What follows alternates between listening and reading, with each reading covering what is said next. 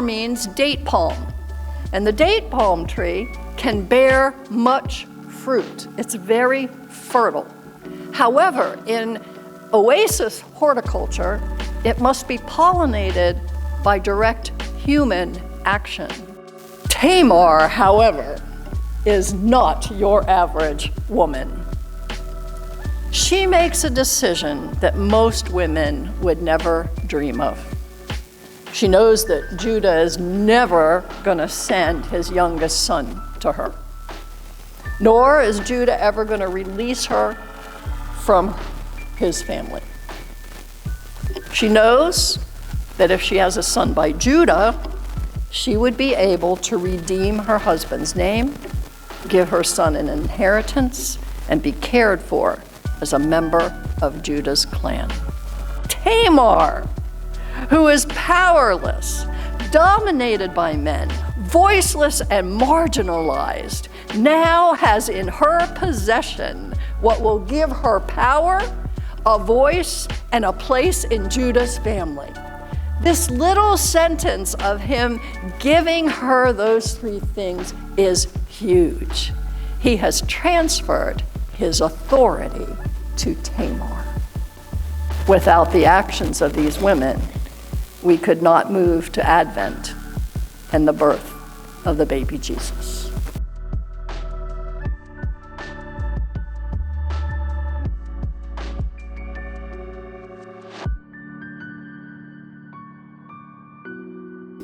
We're introduced to Judah, who is the patriarch of his family, his three sons, and Tamar, who is brought to marry his first son. Now, you need to know who Judah is before we go much further. Judah is one of Jacob's 12 sons. And it was Judah who had the bright idea to sell Joseph to traders who then took him to Egypt in slavery. By this time, he has moved away from his father's family and he has started his own family. These are the beginnings of what we will later know as the tribe of Judah. He settled outside Bethlehem. He will later be known as the leader of the 12 tribes, but already he's a man of great authority. Now, we aren't told where Tamar comes from, but there's great meaning in her name. Tamar means date palm, and the date palm tree can bear much fruit. It's very fertile. However, in oasis horticulture, it must be pollinated by direct human action. And so we learn in this story that Tamar is a potential fruit bearer, but her fertility all depends on the men around her. Now, we're never told what was so evil about the eldest son, but evidently he was evil enough for folks to think that God punished him with death. Now, remember 2 weeks ago we talked about Ruth, right? And we talked about levirate marriage. Levir is Latin for husband's brother. And this is what is happening here. For when dies, Judah marries his next eldest son, Onan, to Tamar, hoping that they will have a son who can carry on Er's name, inherit his portion of the family property, and continue the line of Judah. Now, it's not surprising that Onan is unhappy with this arrangement. A son by Tamar would mean that his own inheritance would be diminished. As the eldest son now living, he stands to inherit 2/3 of Judah's property. If he provides an heir for his dead brother, that child will inherit the elder brother's portion. If he can avoid having a son with Tamar, he'll be much better off financially. So he puts wealth over his obligation to his family. So, although evidently he enjoys the physical aspects of marriage, he avoids conception. Different Bible translations state this in different ways. We don't need to go into that. But know that the practice that Onan chose is later known as Onanism, named after him. Onan then dies. The reader is told that his death is a result of God's displeasure at his behavior. But Judah doesn't know this. He thinks Tamar is at fault. She's like a black widow. She kills off her husbands. So he withholds his youngest son from marrying her, afraid that he will die as well. So here we have Tamar, a victim of Judah's fear. She is sent back to her family. This is no little thing. Being sent back to your family as a widow gives you no options except to be a burden to your family. It wasn't Judah's only option here. Under law, he could have released her from his family, giving her the opportunity to marry again. But he refuses to do so. We get quite a picture of Judah as less than an honorable patriarch. The injustice in this situation is huge. Tamar is a widow who has been sent back to her family. There's shame here. The woman is always blamed for not conceiving. Either she was at fault or God was preventing it. That's how they thought back then. The man was always fine. It was always the woman's fault. Judah's refusal to release her means she's going to live out her days as a widow with no ability to marry again or to build a life or to have children. What's more is that she knows as a woman at the time that she too has an obligation to her husband, her first husband, to continue his line. And so that is important to people at the time, and it was as important to the women as it was to the men. And so she knows that. Thirdly, with the death of Judah's wife, she is now the eldest son's widow, which means that Tamar should now be the matriarch of Judah's household. But Judah is preventing all of this. Well, most women would have suffered the victimization that came with being female. There was no power, no influence, nothing really that one could do. Like many women, she would have been at the mercy of her family and would spend her life being a burden to them. Her husband's name and legacy would be lost. The family line stopped with her. Tamar, however, is not your average woman. She makes a decision that most women would never dream of. She knows that Judah is never going to send his youngest son to her, nor is Judah ever going to release her from his family.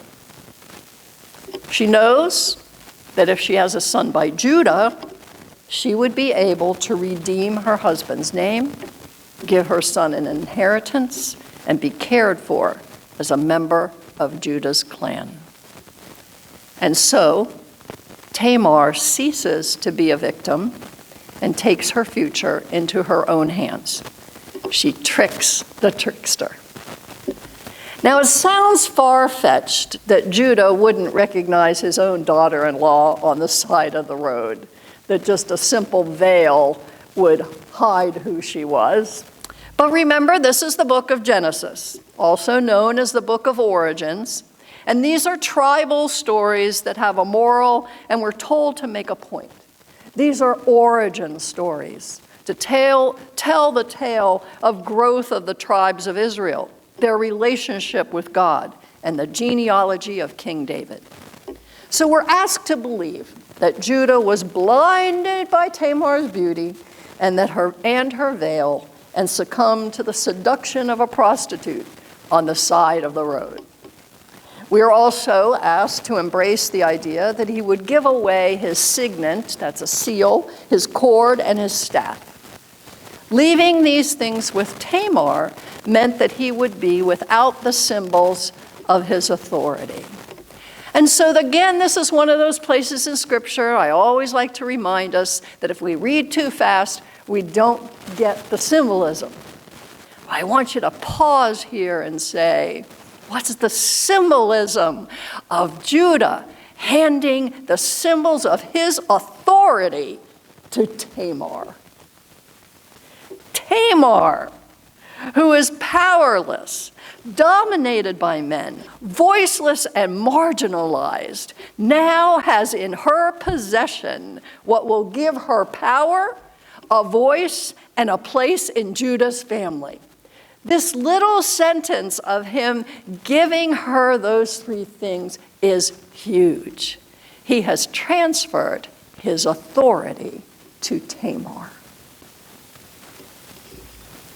These items are also vitally important to the story because it is by these items that Tamar later proves that Judah is the father of the baby conceived during the encounter on the side of the road.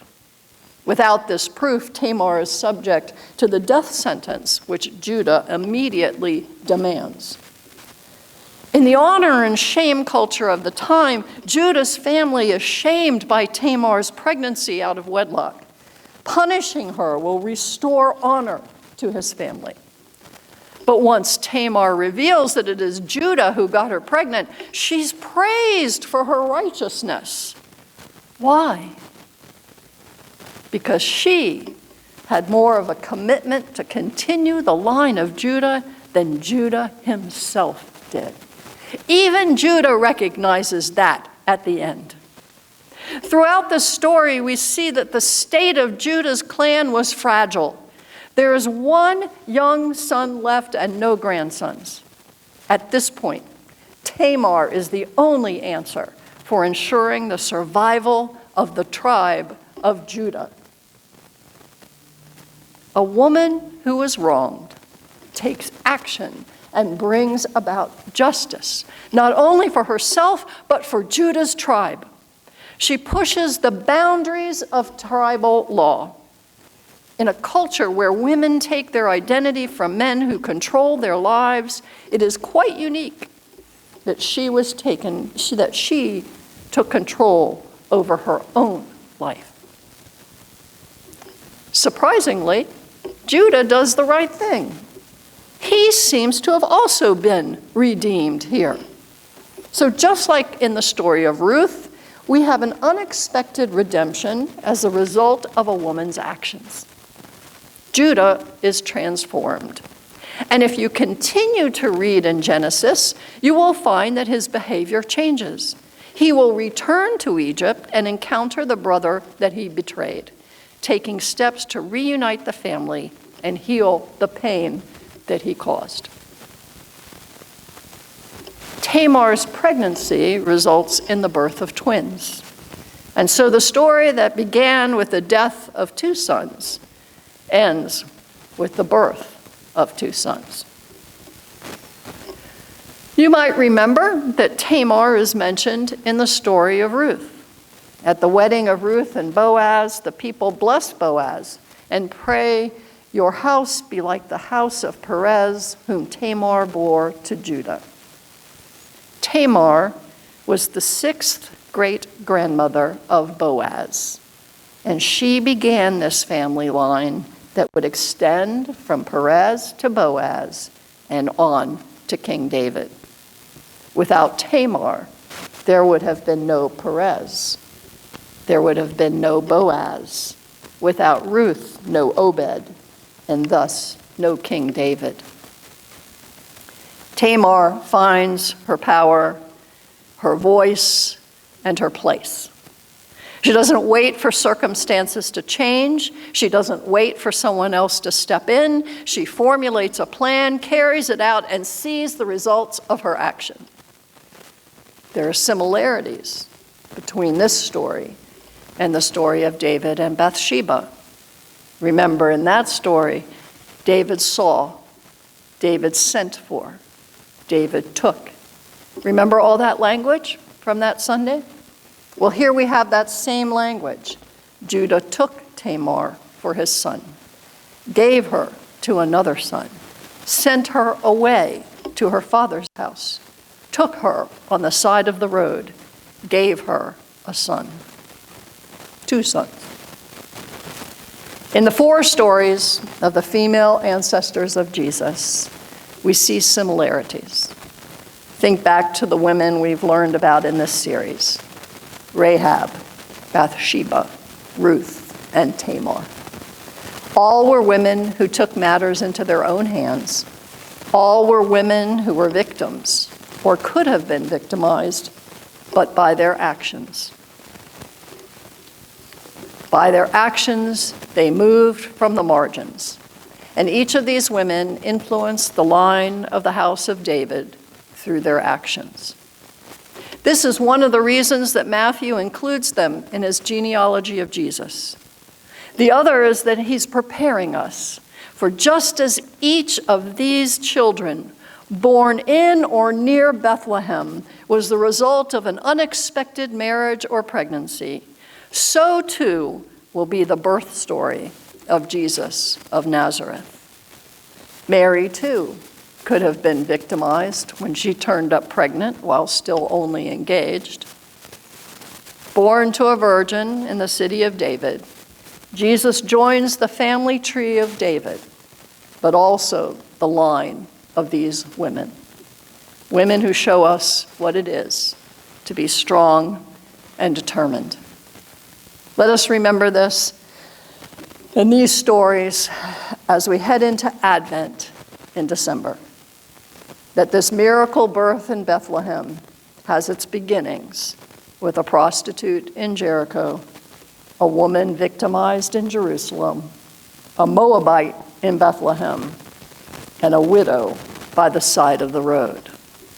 Without the actions of these women, we could not move to Advent and the birth of the baby Jesus. Amen.